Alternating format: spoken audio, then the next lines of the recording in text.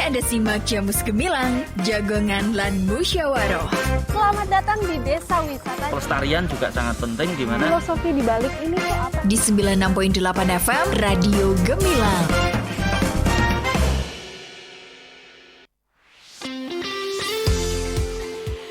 FM LPPL Radio Gemilang, jendela musik dan informasi. Halo, selamat pagi Sobat Gemilang. Gimana kabarnya hari ini? Semoga sehat selalu dan pastinya bahagia dimanapun Anda berada. Ya, senang banget hari ini Andin hadir di Jamus Gemilang Jagongan lan Musyawaroh. Kali ini bersama DPMPTSP Kabupaten Magelang dan Dinas Kesehatan Kabupaten Magelang. Oke, sahabat Gemilang, seperti yang kita ketahui bersama, kesehatan merupakan salah satu hak dasar manusia yang harus terpenuhi. Untuk mewujudkan derajat kesehatan masyarakat yang setinggi-tingginya, diperlukan upaya yang komprehensif, termasuk dalam hal penyelenggaraan pelayanan kesehatan. Ya, dalam konteks ini peran teknologi informasi dan komunikasi semakin strategis ya. Salah satu instrumen penting dalam penyelenggaraan pelayanan kesehatan adalah Surat Izin Praktek atau SIP. Dan SIP merupakan bukti legalitas seorang tenaga medis atau tenaga kesehatan dalam memberikan pelayanan sekaligus menjadi jaminan kualitas pelayanan yang diberikan. Dan pada kesempatan ini kita akan membahas lebih lanjut mengenai proses penerbitan SIP di Kabupaten Magelang dalam rangka meningkatkan mutu pelayanan kesehatan di Indonesia. Dan senang banget hari ini Andin sudah kehadiran narasumber dari DPMPTSP Kabupaten Magelang. Ada Bapak Dr. Andes Supriyadi yang biasanya dipanggil Pak Pri. Selamat pagi Pak Pri. Gimana kabarnya hari ini Pak Pri? Baik, sehat. Alhamdulillah. Baik, semangat ya Pak ya, masih dalam semangat kemerdekaan. Udah menang lomba apa aja Pak Pri? Ya, banyak lomba. Banyak lomba ya, lumayan. Dapat door prize juga ya Pak ya.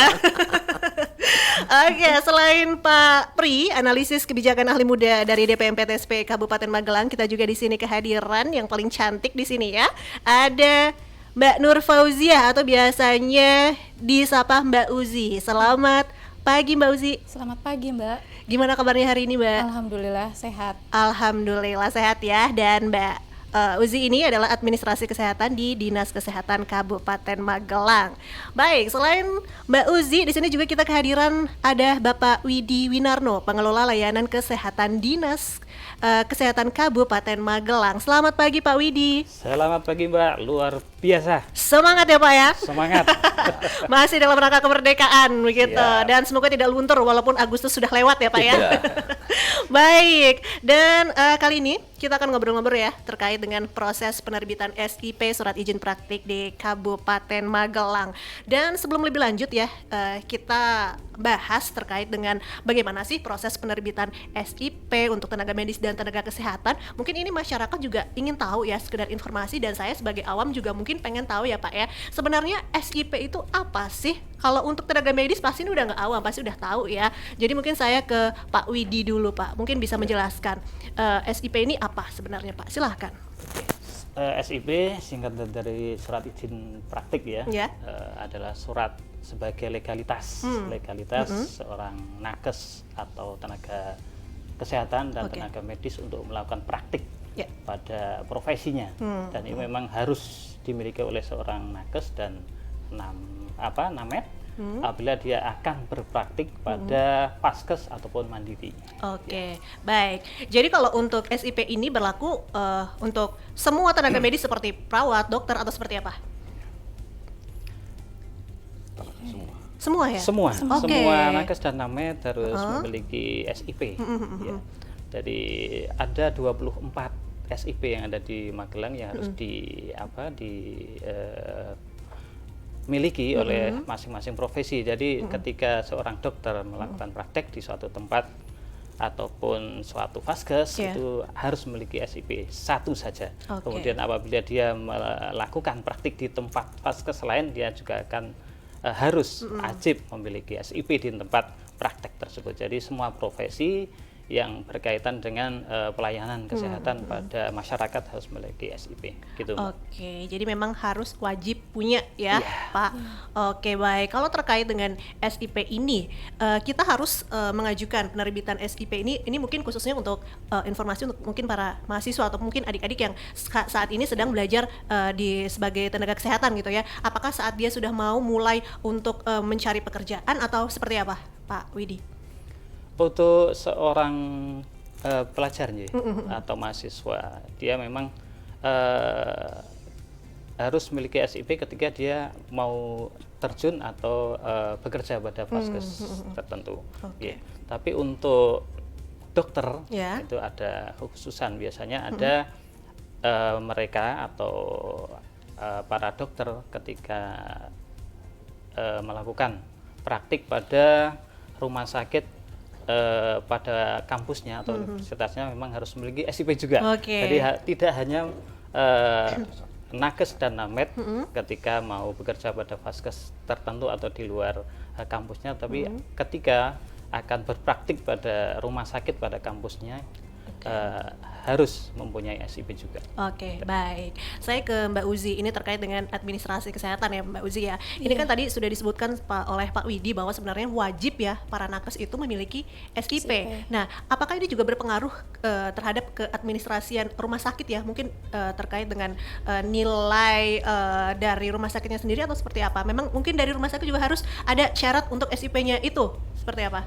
Iya Mbak, jadi setiap nakes dan named yang berpraktek di rumah sakit itu wajib memiliki SIP. Syaratnya itu yang pertama surat permohonan, kemudian pas foto berlatar belakang merah, kemudian surat pernyataan memiliki tempat praktek, scan KTP yang asli, scan ijazah, scan STR, scan surat keterangan dan pimpinan vaskes, kemudian bukti pemenuhan kompetensi, scan SIP 1 untuk pengajuan SIP 2 atau SIP 2 untuk pengajuan SIP 3, kemudian surat pernyataan update SIS-DMK. Jadi memang SIP ini wajib, dan juga di rumah sakit saat untuk persyaratan menerima para tenaga medis juga harus ada SIP-nya ya. Ini berarti berpengaruh juga untuk akreditasi rumah sakit gitu ya? Iya, wajib. Baik. Ya, saya ke Pak Pri. Pak Pri, ini bagaimana nih Pak Pri, gambaran pelaksanaan proses penerbitan SIP untuk tenaga medis dan tenaga kesehatan, apalagi sekarang di zamannya digitalisasi ya, semua harus dimudahkan gitu. Silakan Pak Pri. Ya, terima kasih.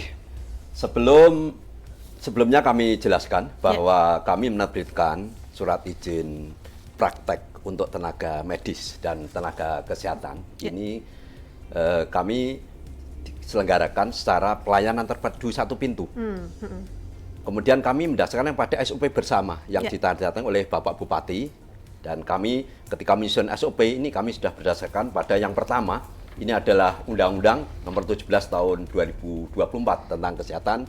Kemudian Peraturan Bupati Magelang Nomor 19 Tahun 2023 tentang penyelenggaraan pelayanan perizinan berusaha, perizinan non berusaha, dan non perizinan, di mana kedudukan surat izin praktek tenaga medis dan tenaga kesehatan ini adalah berada pada rumpun perizinan non berusaha.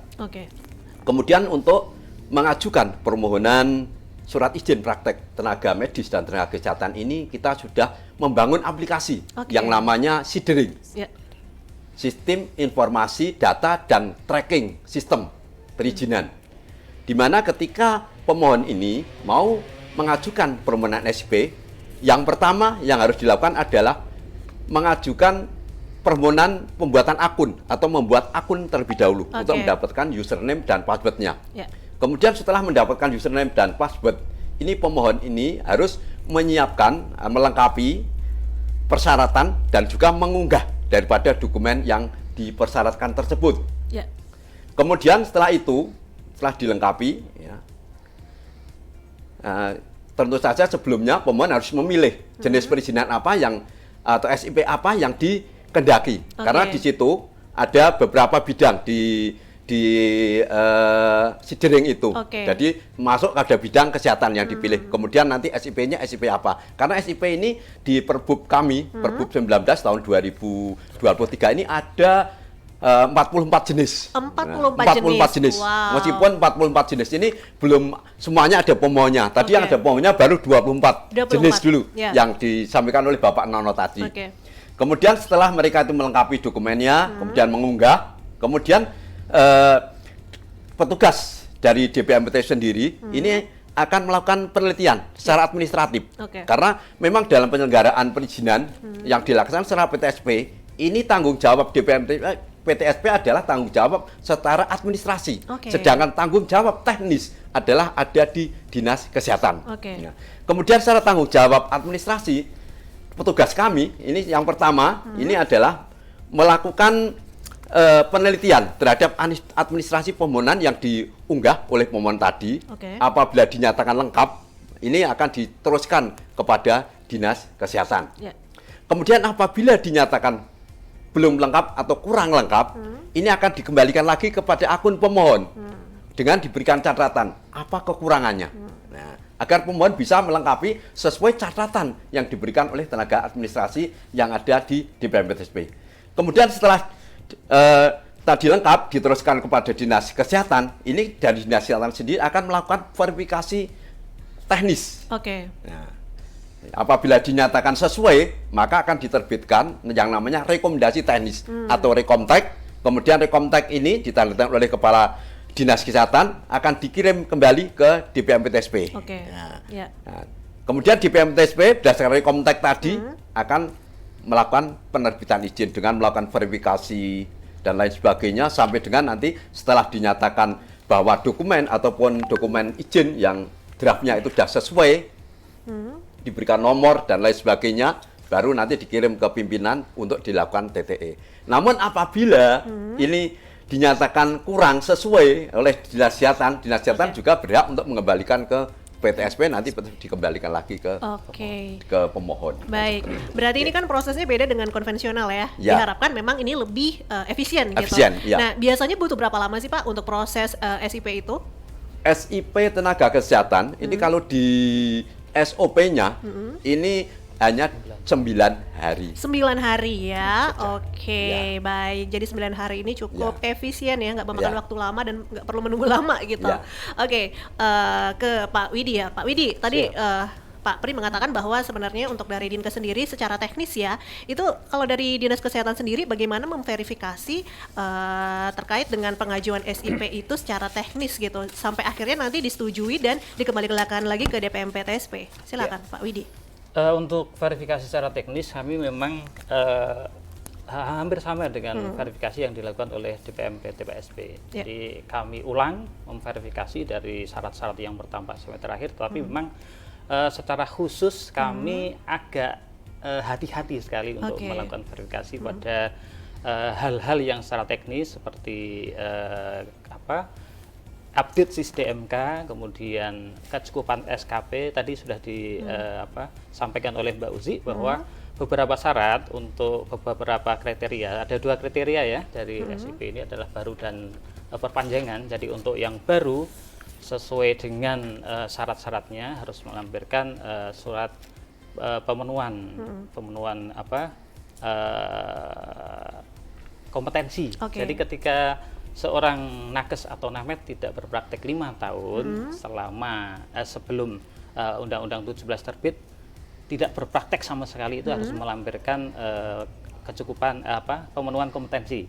Jadi hal-hal tersebut yang harus kami sangat hati-hati untuk melakukan verifikasi, karena secara administrasi mungkin kita bisa lihat pada kecukupan administrasinya, tetapi pada data-data tertentu kadang seorang pemohon tidak memperhatikan pada masa berlakunya seperti sertifikat kompetensi dan sebagainya. Kemudian yang kedua pada kecukupan SKP, pada syarat-syarat untuk perpanjangan sebuah SIP atau pemohon melakukan permohonan perpanjangan itu ada kecukupan SKP. Jadi hal-hal teknis itu yang sangat kami perhatikan, selain dari administrasi yang secara umum mungkin bisa diverifikasi lebih dahulu dengan DPMPTSP.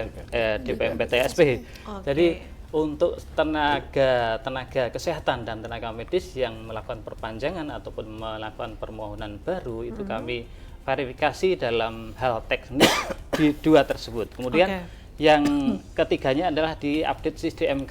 Seringkali kami menjumpai bahwa pada data SISDMK itu masih ada data SIP yang sudah tidak berlaku, tetapi masih tercantum dalam SISDMK. Jadi kami melakukan beberapa verifikasi tentang data-data tersebut, dan seringkali kami membutuhkan banyak waktu karena kami harus melakukan konfirmasi kepada pemohon secara langsung. Oke. Mungkin 3 itu secara teknis ya. Secara yang lainnya itu secara umum, administrasi umum mungkin sudah tapi sudah dilakukan oleh DPM PTSP sebelum dikirimkan ke Dinas Kesehatan. Oke, begitu, siap. Pak. Baik, untuk pengajuan SIP ini jadi nggak perlu butuh persetujuan dari organisasi profesi ya Pak ya? Untuk saat ini sama sekali tidak diperlukan. Oke. Ya, itu harus digarisbawahi bahwa Siap. untuk saat ini tidak diperlukan rekomendasi dari organisasi profesi apapun. Oke, Gitu. baik. Ya Pak Pri, Pak Widi dan juga Mbak Uzi, nanti kita lanjut lagi ngobrolnya. Kita break dulu, dan sahabat Gemilang pastikan Anda terus bergabung bersama Andin tentunya di Jamus Gemilang, Jagongan Lan Musyawarah. Hai, ada informasi terbaru nih. Pemerintah Kabupaten Magelang menerbitkan Peraturan Pemerintah Kabupaten Magelang Nomor 12 Tahun 2023 tentang pajak daerah dan retribusi daerah yang telah ditetapkan pada tanggal 29 Desember 2023. Peraturan daerah mengenai pajak daerah dan retribusi daerah tersebut mengatur 1. Jenis pajak daerah yang semula 11 jenis menjadi 8 jenis yang meliputi PBBP 2, pajak barang dan jasa tertentu, BPHTB, pajak MBLB, pajak reklame, pajak air tanah, pajak sarang burung walet, dan 1 absen PKB dan BPNKB.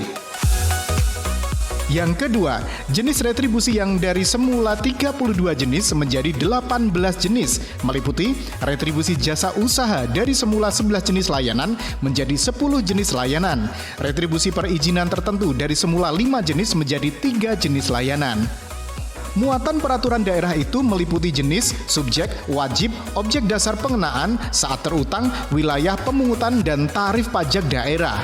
Peraturan daerah Kabupaten Magelang Nomor 12 Tahun 2023 dapat diunduh melalui jdih.magelangkap.go.id. Iklan layanan masyarakat ini dipersembahkan oleh Badan Pendapatan Pengelolaan Keuangan dan Aset Daerah Kabupaten Magelang serta didukung oleh Dinas Komunikasi dan Informatika Kabupaten Magelang dan LPPL Radio Gemilang FM.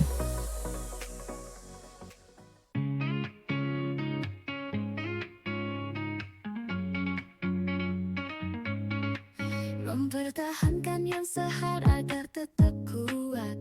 Jangan tunggu sakit hanya untuk berobat. Tetap berkunjung untuk menjaga yang sehat. Screening kesehatan diri solusinya. Magelang melayani orang sehat.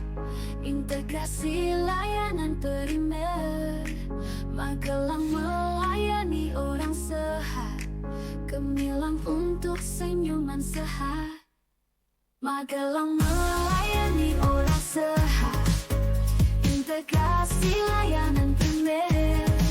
Magelang melayani orang sehat. Integrasi layanan primer.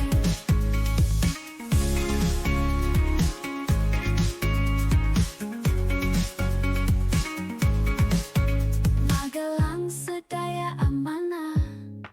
Gemilang untuk senyuman sehat. Semua generasi hidup adalah tujuannya, bukan lagi hanya balita dan lansia. Magelang melayani orang sehat. Integrasi layanan primer. Magelang melayani orang sehat. Gemilang untuk senyuman sehat. Magelang melayani orang sehat. Integrasi layanan primer. Magelang melayani orang sehat. Integrasi layanan primer.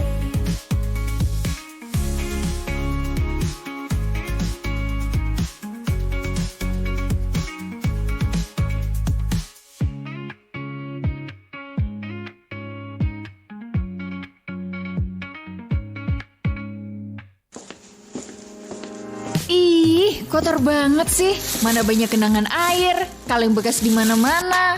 Duh, maaf ya, belum sempat bersih-bersih nih, lagi sibuk. Sibuk apa kamu? Sibuk mikirin kamu. Hei, sini aku kasih tahu ya. Kalau lingkunganmu kotor kayak gini, bisa jadi sarang nyamuk tahu. Apalagi nyamuk Aedes aegypti itu adalah penyebab penyakit cikungunya yang bisa mengancam jiwa. Mau kamu digigit nyamuk Aedes aegypti? Dih, serem amat. Tapi kalau digigit nyamuk yang cantiknya kayak kamu, mau sih. Dasar ya, gombal mulu. Dah, buruan bersihin sana halaman kamu dari genangan air sama barang-barang bekas yang udah nggak kepake itu. Oke deh, siap. Demi masa depan yang cerah sama kamu, nggak cuman bersih-bersih halaman, bersih-bersih dunia pun aku mau. Pencegahan cikungunya dilakukan dengan menurunkan resiko terkena gigitan nyamuk. Salah satunya dengan melakukan pemberantasan sarang nyamuk melalui tindakan 3M+, yaitu menguras tempat penampungan air, menutup rapat tempat penyimpanan air, mendaur ulang barang-barang bekas yang bisa menampung air. Sedangkan tindakan plus yang dapat dilakukan untuk membantu 3M yaitu menaburkan bubuk abate pada tempat penampungan air, memelihara ikan pemakan jentik nyamuk menggunakan obat anti nyamuk, memasang kawat anti nyamuk di jendela dan ventilasi rumah, menanam tumbuhan pengusir nyamuk, menghentikan kebiasaan menggantung pakaian di ruang terbuka, memperbaiki saluran air yang tidak lancar, bergotong royong membersihkan lingkungan sekitar. Ayo, wujudkan lingkungan yang bersih, nyaman, dan sehat agar terhindar dari penyakit cikungunya. Iklan layanan masyarakat ini dipersembahkan oleh LPPL Radio Gemilang. Untuk meningkatkan kemudahan layanan home care, RSUD Muntilan mengembangkan layanan. Layanan yang tersedia saat ini adalah rawat luka, pasang dan lepas sonde, pasang dan lepas kateter. Home Lab adalah layanan laboratorium, pengambilan sampel dan hasil di rumah saja. Home Okupasi adalah layanan pemberian aktivitas bermakna untuk pasien dari segala jenis usia dengan berbagai kondisi yang mengalami keterbatasan dalam melakukan aktivitas sehari-hari. Layanannya sangat mudah, cepat, dan tepat. Cukup WhatsApp saja nomor informasi dan pendaftaran layanan home care di 0882 006 546 555. Nikmati layanan yang memberikan kemudahan dan kenyamanan di rumah Anda. RSUD Muntilan melayani dengan sepenuh hati. Salam sehat selalu. Hari ini mau ke Disduk Capil, terus ke Samsat, abis itu ke BPJS. Aduh, cukup nggak ya waktunya ini? Ih, kenapa sih kamu? Hari ini mau ngurus-ngurus berkas, harus ke kantor ini itu. Aduh, kayaknya waktunya nggak cukup, udah dikejar deadline ini. Daripada ribet-ribet bolak-balik ke kantor ini itu, mending ke Mall Pelayanan Publik Kabupaten Magelang aja. Mall? Ih, kok ke mall sih? Emang mau jalan-jalan? Ih, bukan mall itu kali.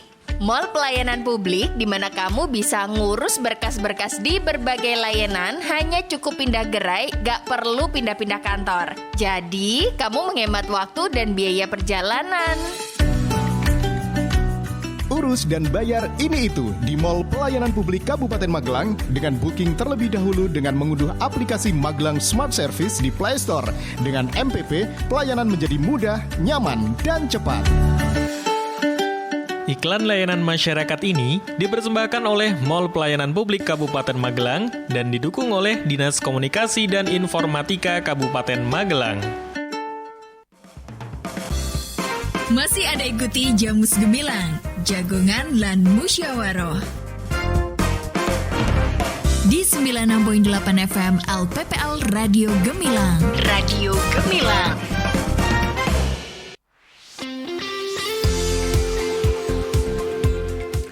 Oke, terima kasih Sobat Gemilang untuk Anda yang masih terus bergabung bersama Andin tentunya di Jamus Gemilang Jagongan lan Musyawaroh bersama DPMPTSP Kabupaten Magelang dan juga Dinas Kesehatan Kabupaten Magelang. Dan pastinya masih bergabung bersama kita hari ini ada Pak Pri dari DPMPTSP Kabupaten Magelang dan juga ada Mbak Uzi dari Dinas Kesehatan dan juga Pak Widi Winarno.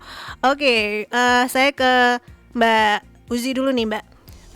Tadi kan sudah disebutkan ya sama Pak Widi, SIP itu apa sih, dan juga sudah dijelaskan oleh Pak Pri. Dan untuk penerbitan SIP ini kan sudah ada payung hukumnya gitu ya, dan ini memang ketat, wajib setiap tenaga medis harus punya. Ini sebenarnya untuk menghindari hal-hal apa aja sih Mbak Uzi, silakan.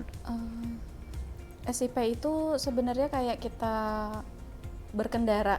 Jadi Oke. kayak kita harus punya SIM dulu gitu. Buat SIM dulu baru bisa mengendarai secara legal. Oke. Ibaratnya seperti itu, SIP itu untuk kelegalan dalam berpraktek. Oke, jadi ini juga menghindari misalnya kan banyak sekali kejadian ya, ada Iya, rumah sakit misalkan- yang tidak legal gitu. Iya, misalkan mencegah malapraktek juga. Betul. Oke. Dan memang kalau tidak punya SIP dan ternyata memiliki kasus itu bisa ditindak gitu ya. Iya. Oke, baik. Ya, Mbak Uzi mungkin bisa disebutkan nih syarat apa aja sih yang harus disiapkan pemohon untuk mendapatkan izin prakteknya. Silahkan, Mbak Uzi. Yang pertama itu surat permohonan SIP, kemudian pas foto yang berlatar belakang merah. Oke. Selanjutnya scan surat pernyataan memiliki tempat praktek. Kemudian scan KTP itu yang asli. Ya. Scan ijazah juga asli. Scan STR juga asli. Scan surat keterangan dari pimpinan Fasyankes itu juga Oke. asli. Kemudian bukti pemenuhan kompetensi dari Serkom itu. Kemudian scan SIP pertama untuk pengajuan SIP kedua dan SIP kedua untuk pengajuan SIP ketiga. Selanjutnya surat pernyataan update di aplikasi SIS-DMK. Oke, jadi ini persyaratan yang wajib harus dimiliki ya Iya. untuk pengajuan SIP. Ini kan tadi ada persyaratannya ada scan STR gitu ya. Berarti untuk pengajuan SIP harus ada STR-nya dulu gitu. Iya, wajib itu STR. Oke, dan itu lewat MPP atau langsung ke Dinkes aja? Itu lewat MPP, lewat aplikasi Sidering itu. Oh, bisa Kita- juga ya STR ya. Jadi sekarang udah online ya. Oke. Heeh. Itu gimana Pak Pri untuk STR samakah dengan SIP untuk lewat Sidering? Kalau STR Kalau STR itu langsung di Kemenkes. Oh, di Kalau ini lebih Kemenkes. ke SIP-nya yang di MPP itu. Oh, oke. Jadi Ya. beda ya. Berarti Beda, lebih ke aplikasinya beda. Oh, aplikasinya Yang digunakan beda. untuk Oke, kalau pengguna. untuk DBP lebih ke SIP gitu. Ya. Oke, baik. Kalau untuk SIP sendiri, Mbak Uzi berapa lama sih berlakunya rata-rata? Ada yang seumur hidup kah? Enggak, kalau SIP itu paling lama itu 5 tahun. Kalau untuk SIP yang kedua masa berlakunya sama dengan SIP pertama. Oke. SIP ketiga juga sama dengan SIP pertama masa berlakunya. Oke, baik. Ya, Sobat Gemilang, untuk Anda yang ingin memberikan pertanyaan, yang ingin bertanya-tanya bisa langsung saja nih ya. Bisa kirim WA di 081578968968. Oke, ini sudah ada pertanyaan yang sudah masuk dari Gina di Mertoyudan. Mau tanya, kalau buat SIP itu berbayar nggak sih? Oke, ke Pak Pri ya. Ya. Terima kasih. Perlu kami sampaikan bahwa untuk penerbitan SIP atau untuk mendapatkan SIP ini tidak berbayar. Oke. Jadi gratis. Sama sekali di DPMPTSP untuk SIP ini tidak dipungut biaya karena memang tidak ada aturannya di Perda Retribusi untuk memungut retribusi SIP. Jadi gratis Oke, itu. gratis Ya, ya. gratis. Kalaupun mengalami kesulitan bisa langsung aja ke MPP, banyak petugas Iya, yang ramah kami tamah. dampingi, ramah tamah di sana. Baik. Kita dampingi. kalau Oke, nggak familiar. siap. Pertanyaan lagi yang sudah masuk ini ada Bayu di Magelang. Pak, kalau kita mau mengecek SIP yang sudah terdaftar itu bagaimana ya? Kadang kita selaku orang biasa belum memahami hal seperti itu juga. Mungkin Pak Pri bisa menjelaskan lagi. Ya. Jadi untuk mengecek SIP yang sudah terbit Ya. ini melalui aplikasi Sidering. Oke. Dengan membuka webnya sidering.magelangkap.go.id. Kemudian masuk dengan usernya pemohon. Oke. Jadi password dan usernya pemohon. Mereka masuk, kemudian di situ dicari ini yang menu yang istilahnya untuk SIP sudah terbit. Ya. Atau lewat tracking ini kan sudah bisa diketahui Oke. dengan masuk ke sistem tracking ini sudah posisinya sudah terbit atau belum. Ini dengan si tracking ini nanti akan bisa diketahui oleh pemohon. Jadi tidak perlu tanya kepada petugas DPMPTSP, ini bisa dilakukan secara mandiri dengan user dan akunnya dari pemohon ini. Oke. Ya, tadi sudah saya sampaikan ketika mau download ini syaratnya misalnya di tracking system sudah di TTE.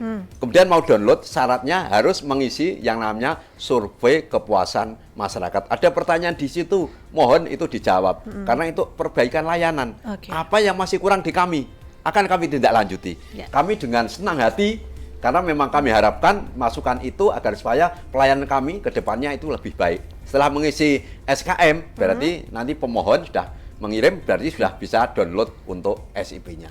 Oke, memang luar biasa ya. Ini Ya. petugas di MPP kadang dengan sukarela membagikan nomor WA-nya Ya. Ya. untuk bisa sharing gitu. Ya. Oke, ini masih ada pertanyaan lagi dari Adinda Rahma. Kak, saya nakes yang sudah 5 tahun lebih tidak praktik sehingga harus melakukan uji kompetensi guna melengkapi persyaratan SIP. Di mana saya bisa mendapatkan UKOM tersebut ya? Oke, mungkin Pak Widi bisa menjelaskan. Untuk kecukupan kompetensi atau pemenuhan kompetensi untuk yang tidak berpraktek 5 tahun lebih sampai Undang-Undang 17 tahun 24 terbit, memang sampai saat ini baru disiapkan oleh Kemenkes ya. Oke. Jadi untuk pelaksananya itu juga akan disiapkan, tapi kemarin kita dapat informasi dari Kemenkes bahwa bulan Agustus ini sebetulnya sudah ada harapan untuk dilaksanakan, tapi mohon maaf untuk sampai saat ini kami belum memperoleh jadwal atau info dari pelaksananya. Jadi untuk pelaksanaan uji kompetensi bagi nakes yang sudah tidak bekerja atau tidak mempunyai SIP lebih dari 5 tahun dari Undang-Undang Nomor 17 Tahun 24 itu terbit, akan dilaksanakan oleh Kemenkes, kemudian bekerja sama dengan kolegium. Jadi info sampai saat ini baru sebatas demikian. Oke. Jadi menunggu informasi lebih lanjut. Betul, ya, Pak Widi ya. Jadwal dan pelaksananya menunggu info dari Kemenkes. Oke, dan pastinya dari Dinkes sendiri nanti akan selalu update ya, akan memberikan informasi. Insya Allah akan kita infokan kepada nakes dan namet yang bisa kita jangkau untuk memberikan informasi. Oke, jadi berarti tetap harus ada uji kompetensi ya. Betul. Waduh, susah juga nih. Oke, baik. Masih ada pertanyaan lagi dari Farhan di Muntilan. Apa sanksi seseorang tenaga kesehatan saat praktik tidak mempunyai SIP? Ini Pak Widi mungkin? Sampai saat ini untuk sanksi secara pidana ya, kami belum tahu dasar hukumnya, tapi untuk harusnya seseorang yang tidak mempunyai SIP praktik memang harus tidak boleh diberikan kewenangan untuk menangani pasien. Jadi ketika seseorang nakes atau namet tidak mempunyai SIP, tidak boleh untuk menangani pasien dimanapun dan dalam bentuk apapun. Gitu. Mungkin Mbak Uzi bisa menambahkan untuk sanksinya. Sanksinya mungkin Mbak Uzi? Kalau sanksi mungkin lebih ke SIP itu kalau nggak ada pokoknya nggak boleh. Iya, nggak boleh, harus punya. Iya. Ketahuan laporin ke Dinkes. Nanti mungkin ketika mempunyai fasilitas kesehatan atau praktek mandiri ya akan kita tutup. Baik. Jadi dicek juga ya sama Dinkes ya. Oke. Baik. Pak Pri tadi kan sempat menyebutkan untuk pengajuan SIP di MPP itu kan ada penelitian juga nih. Ternyata dari MPP juga PR-nya banyak banget ya, meneliti juga. Itu seperti apa sih Pak Pri? Ya, penelitiannya. Ini begini prosesnya. Begitu pemohon ini sudah masuk dengan akunnya, username dan passwordnya ke sidiring.magelangkap.go.id. Kemudian mereka sudah mengupload persyaratannya, dokumen-dokumen persyaratannya, tadi disebutkan oleh Mbak Uji tadi, semua persyaratannya sudah diupload. Kemudian kami mempunyai yang namanya juga akses di admin itu untuk membuka, ini ada permohonan untuk SIP, kami teliti. Kan di situ sudah ada persyaratan yang ditetapkan oleh dinas teknis. Ini yang namanya di penetapannya itu di standar pelayanan. Jadi kami juga di samping menyusun SOP, ini juga menyusun standar pelayanan. Di mana standar pelayanan ini merupakan alur proses dan juga persyaratan yang harus yang kita informasikan kepada pemohon. Kalau SOP hanya untuk intern di BMPTSP dan Dinkes. Namun kalau standar pelayanan itu kan keluar. Begitu persyaratan di standar pelayanan sudah dipenuhi, sudah diupload, kami membuka di situ ada permohonan. Ini sudah sesuai atau enggak dengan standar pelayanan. Kalau sesuai lengkap, berarti kami kirim ke Dinas Kesehatan. Ke akunnya Dinas Kesehatan ini secara online, bukan ngirimnya kami secara manual, tapi kami secara online. Tinggal klik gitu saja, nanti sudah dokumen yang kami nyatakan sudah lengkap itu sudah masuk ke Dinas Kesehatan untuk dilakukan verifikasi teknis tadi. Oke, siap. Ya. Jadi seperti itu prosesnya ya, Ya. Pak Pri ya. Ya. Oke, baik. Saya ke Mbak Widi. Terkait dengan SIP, kadang kita nggak sadar ya, ternyata sudah tidak berlaku gitu. Hal apa aja sih Mbak Uzi yang menyebabkan SIP itu tidak berlaku? Beberapa hal yang menyebabkan SIP itu tidak berlaku, habis masa berlakunya, jelas. Pertama ya. Yeah. Yang kedua, yang Oke. bersangkutan meninggal dunia. Tidak mungkin orang meninggal dunia berpraktek, kecuali di makam itu Yeah. ada maskesnya itu. Oke. Kemudian STR dicabut atau dinonaktifkan karena masalah tertentu. Kemudian SIP-nya juga dicabut karena ada hal-hal yang menyebabkan SIP tersebut dicabut. Kemudian tempat praktiknya pindah, jadi tidak sesuai dengan yang dicantumkan pada SIP tersebut. Jadi SIP bisa tidak berlaku ketika vaskes atau tempat praktiknya berubah. Oke. Mungkin beberapa hal itu yang menyebabkan Seperti itu SIP ya. itu Salah satunya adalah tempat praktik berubah. Jadi kalau misalnya pindah daerah gitu ya, tetap berarti nggak berlaku lagi gitu ya. Betul. Oke, baik. Mbak Uzi, tapi kalau misalnya nih kita mau pengajuan SIP, apakah harus sesuai dengan KTP? Misalnya saya KTP Jakarta, tapi saya mau kerja di Magelang nih, apakah harus tetap sesuai domisili atau seperti apa? Enggak sih, enggak. Kalau dia punya KTP-nya enggak di daerah tersebut masih bisa, asal domisilinya di daerah tersebut. Oke, berarti kalau misalnya kita mau, misalnya saya punya praktik di Jakarta gitu kan ya, mau pindah ke Magelang, otomatis kan ini tidak berlaku. Jadi saya harus bikin lagi gitu di Magelang. Iya, SIP-nya buat lagi yang di Magelang. Oke, baik. Jadi memang ada prosesnya tersendiri gitu ya. Oke, Sobat Gemilang, nanti kita lanjut lagi ngobrol-ngobrolnya barengan DPMPTSP Kabupaten Magelang dan juga Dinas Kesehatan Kabupaten Magelang terkait penerbitan SIP untuk tenaga medis dan tenaga kesehatan. Dan pastikan Anda terus bergabung bersama kami di Jamus Gemilang, Jagongalan Musyawaroh 96.8 FM LPPL Radio Gemilang, Jendela Musik dan Informasi.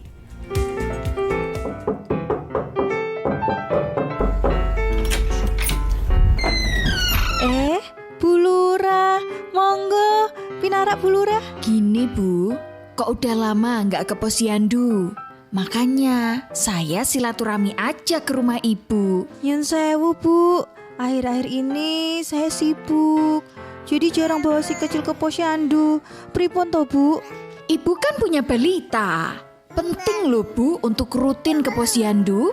Kami harus melakukan pendataan, penimbangan, pengukuran, edukasi kepada ibu hamil, dan calon pengantin. Oh alah, memangnya kenapa toh Bu? Gini loh Bu, untuk mendeteksi dini masalah gizi. Nah, yang terpenting memberikan edukasi untuk mencegah stunting toh Bu. Dampak stunting terhadap kesehatan anak itu bahaya loh Bu. Dalam jangka pendek, stunting pada anak menyebabkan terganggunya perkembangan otak, metabolisme tubuh, dan pertumbuhan fisik. Mari bersama mencegah stunting dengan memastikan seluruh calon pengantin mendapatkan pendampingan dan memastikan kehadiran ibu hamil serta balita datang ke posyandu. Iklan layanan masyarakat ini dipersembahkan oleh Dinas Sosial PPKB PPPA Kabupaten Magelang dan didukung oleh Radio Gemilang.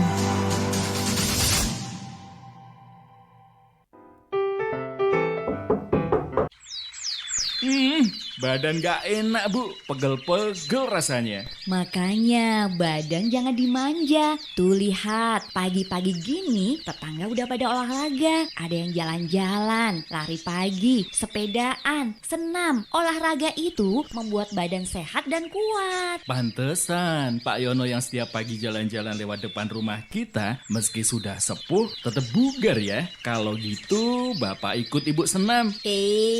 Ikut ya ikut Pak. Tapi lihat tuh kaki Bapak. Waduh, kaki yang kanan pakai sepatu, kaki yang kiri pakai sandal jepit. Gerakan masyarakat untuk sehat. Penuhi kebutuhan makanan sehat untuk keluarga. Dan sempurnakan dengan olahraga yang teratur sesuai dengan kondisi tubuh kita. Iklan layanan masyarakat ini dipersembahkan oleh Dinas Komunikasi dan Informatika Kabupaten Magelang.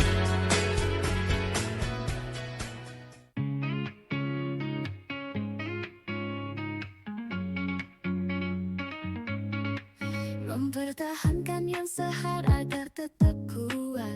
Jangan tunggu sakit hanya untuk berobat.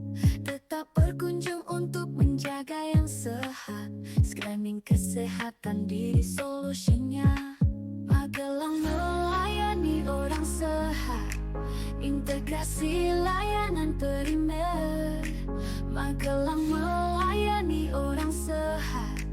Gemilang untuk senyuman sehat. Magelang melayani orang sehat. Integrasi layanan primer. Magelang melayani orang sehat. Integrasi layanan primer.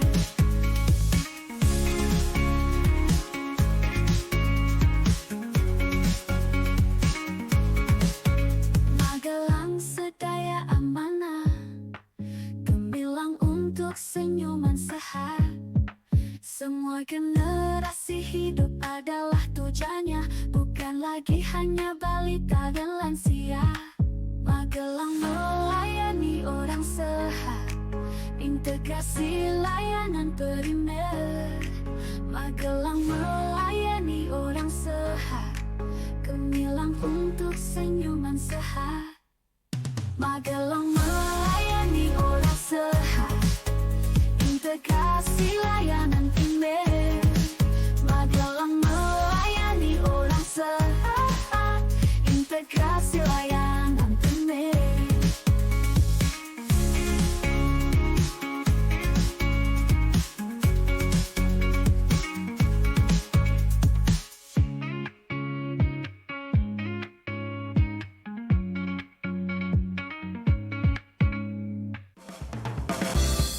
Masih ada ikuti Jamus Gemilang, Jagongan lan Musyawaroh.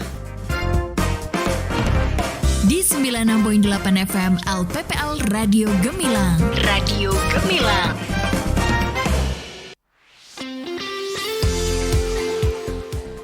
Oke, masih barengan Andien tentunya di Jamus Gemilang, Jagongan lan Musyawaroh bersama DPMPTSP Kabupaten Magelang dan juga Dinas Kesehatan Kabupaten Magelang. Kita masih ngobrolin ya terkait proses penerbitan SIP atau surat izin praktik di Kabupaten Magelang, dan pastinya masih bersama Pak Pri dari DPMPTSP Kabupaten Magelang dan Mbak Uzi Administrasi Kesehatan Dinas Kesehatan Kabupaten Magelang dan Pak Widi Pengelola Layanan Kesehatan Dinas Kesehatan Kabupaten Magelang. Mohon maaf ya Bapak kalau saya ketuker Mbak Widi jadinya sama sama Mbak Uzi gitu ya. Oke, kita lanjut lagi ngobrol-ngobrolnya. Tadi kan sudah dijelaskan secara detail ya bagaimana prosesnya dan juga syaratnya apa saja gitu. Tapi pasti ada gitu ya kesulitan yang paling sering dialami pemohon dalam pengaplikasian pada sistem dan pemenuhan persyaratan. Nah mungkin Pak Pri nih bisa menjawab biasanya apa-apa saja sih kendala gitu ya yang dialami masyarakat yang akan mengaplikasikan gitu pada sistem dan pemenuhan persyaratan. Silakan Pak Pri. Ya. Terima kasih atas pertanyaannya. Yang pertama yang sering kendala, yang sering muncul dan dialami oleh pemohon, ini yang pertama adalah lupa akunnya. Itu jadi saya juga sering. dan passwordnya. Ini rata-rata, ini di mana-mana. Ketika mereka sudah mendapatkan username, password, mendapatkan akun, ini tidak mereka simpan dengan baik, tidak mereka catat dengan baik, sehingga pada saat mau menggunakan lagi, lah ini mereka kesulitan. Nah, ini. Iya, tapi biasanya kan ada itu ya Pak ya, maksudnya Ya, bisa otomatis bisa di-save gitu. Iya, bisa. Oke. Gitu, ya. Kemudian yang juga gagal login ini. Nah, kemudian untuk penyelesaiannya, ini dapat dilakukan melalui aplikasi MSS karena aplikasi tersebut sudah terintegrasi dengan manajemen user terpusat sistem login on atau SLO. Nah, kemudian yang kedua, permasalahan yang sering dialami juga gagal upload dokumen. Ini pemohon kadang-kadang mengeluhkan gagal upload dokumen. Ini penyelesaiannya juga dapat dilakukan dengan memeriksa kembali jenis dan ukuran filenya. Karena kan di sistem itu sudah dibatasi, filenya harus berukuran sekian, mungkin terlalu besar dan sebagainya. Kemudian serta diupayakan dalam memberikan nama dan file tidak ada tanda baca apapun. Begitu. Bisa login. Jadi kebanyakan itu semua ya Pak Pri ya. Jadi harus diperhatikan lagi dan jangan lupa di-save akunnya gitu ya Pak. Saking banyak akun Pak sekarang zaman sekarang tuh. Baik. Saya ke Mbak Uzi nih. kalau tadi sudah dijelaskan ya dari Pak Pri kendala aduan terkait dengan sistem. Nah, kalau untuk secara teknis dari Dinas Kesehatan seperti apa? Biasanya itu pemohon susah untuk bukti pemenuhan kompetensi. Oke. Itu biasanya kan harusnya dari Serkom dan itu harus dilampirkan itu. Oke. Yang kedua itu surat pernyataan update SIS DMK. Karena kalau surat pernyataan update SIS DMK dilampirkan dengan screenshot data pekerjaan dan data sertifikasi di aplikasi SIS DMK. Oke. Kalau dia bekerja di Vaskes, nanti minta tolong admin Vaskes SIS DMK-nya untuk screenshot data itu. Baik. Gitu. Nah, itu biasanya yang sering ditemui ya, secara garis besar aduan secara teknis. Nah, biasanya itu penyelesaiannya seperti apa? Mungkin Pak Widi bisa menambahkan? Untuk pemenuhan kompetensi memang jarang untuk pemohon ketika membutuhkan kecukupan atau pemenuhan kompetensi itu biasanya diperlukan oleh pemohon yang 5 tahun tidak berpraktek. Jadi untuk pemohon yang melakukan perpanjangan atau yang sudah memiliki SIP biasanya itu jarang sekali dilampirkan. Jadi untuk pemenuhan kompetensi, apabila seorang pemohon itu sudah pernah berpraktik, itu bisa diganti dengan SIP yang pernah dimiliki. Biasanya solusinya seperti itu. Kemudian yang kedua untuk pernyataan update SIS DMK, biasanya kami melakukan langkah apabila biasanya ini nakes-nakes yang jarang sekali melakukan update di SIS DMK atau satu sehat SDMK-nya. Jadi kita pandu dari kami untuk melakukan update biasanya SIP yang sudah tidak berlaku. Biasanya masih tercantum di SIS DMK. Jadi kita pandu untuk menghapus dari data-data yang sudah tidak diperlukan pada data SIS DMK tersebut. Kemudian mungkin ada satu lagi untuk kecukupan SKP. Kecukupan SKP biasanya sering dikeluhkan oleh pemohon apabila melakukan perpanjangan SIP. Kemudian kami sarankan untuk membuka portal skpkemenkes.go.id. Pas banget ini Pak, ada pertanyaan yang masuk terkait dengan SKP. Jadi ini dari Fatih, terkait permohonan perpanjangan SIP perlu namanya SKP. Apabila SKP saya belum tercukupi dan SIP saya sudah habis masa berlakunya, berarti apakah harus proses terlebih dahulu gitu? Untuk saat ini ada masa diskresi. Jadi apabila SIP sudah tidak berlaku atau beberapa hari akan habis masa berlakunya, bisa mengajukan perpanjangan SIP dengan mengupload pernyataan akan melengkapi atau mencukupi SKP pada 31 Desember tahun 2024. Itu bisa digunakan untuk pemenuhan syarat-syarat perpanjangan. Jadi untuk masa diskresi ini bisa diganti dengan pernyataan sanggup mencukupi pada tanggal 31 Desember tahun 2024. Tetapi perlu diingat bahwa SIP nanti yang diterbitkan masa berlakunya juga mengikuti masa berlaku pada pernyataan tersebut. Jadi SIP berlaku pada tanggal 31 Desember 2024 karena kita menjaga antisipasi supaya tidak terjadi hal yang tidak diinginkan. Jadi pemohon dengan masa diskresi dengan menggunakan surat pernyataan tidak mencukupi SKP-nya bisa melakukan pencukupan SKP pada portal SKP di Satu Sehat SDMK di platform SKP. Jadi salah satu menu pada Satu Sehat SDMK ada platform SKP yang bisa didapat dari Pelataran Sehat ataupun mengunggah secara manual pada menu-menu tersebut. Jadi bisa lebih gampang dicek lagi ya. Betul, Pak Widi ya. Baik. Saya ke Pak Pri mungkin untuk closing statement apa yang ingin disampaikan Pak? Mungkin ada yang belum disampaikan terkait dengan untuk SIP ini, silakan. Untuk kami menghimbau dan juga mengharapkan dari para pelaku atau praktek di bidang kesehatan, khususnya ini untuk praktek kesehatan dan praktek medik. Ini agar supaya untuk mengurus SIP-nya. Karena tadi sudah disampaikan bahwa SIP ini sebagaimana SIM. Oke. Kalau tidak punya SIP, kalau untung-untungan, kalau tidak ketangkap polisi, ya selamat. Tapi kalau ketangkap polisi, ini akan menjadi kasus yang lebih besar lagi. Betul. Apalagi ada malpraktek. Karena apa? Pengurusan SIP ini juga mudah sekali. Kami sudah membangunkan yang namanya aplikasi Sidering dengan webnya sidering.magelangkap.go.id. Nah, mereka bisa melaksanakan secara online, tidak perlu datang ke DPMTSW, bisa dari rumah mereka memprosesnya, kemudian nanti bisa dipantau jalannya permohonan sudah sampai di mana dan juga bisa diunduh sendiri oleh pemohon. Jadi ini sudah akan memangkas dari sisi waktu, tenaga dan lain sebagainya. Oleh karena itu, mari yang belum punya SIP dan yang sudah habis SIP-nya untuk segera mengurus lagi SIP-nya.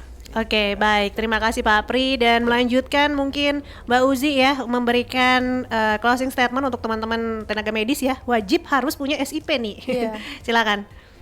Untuk semua tenaga medis dan tenaga kesehatan, jangan lupa kalau SIP-nya udah habis diperpanjang. Jangan sampai nggak punya SIP kalau untuk berpraktek gitu ya. Oke, nanti didatengin sama Mbak Uzi.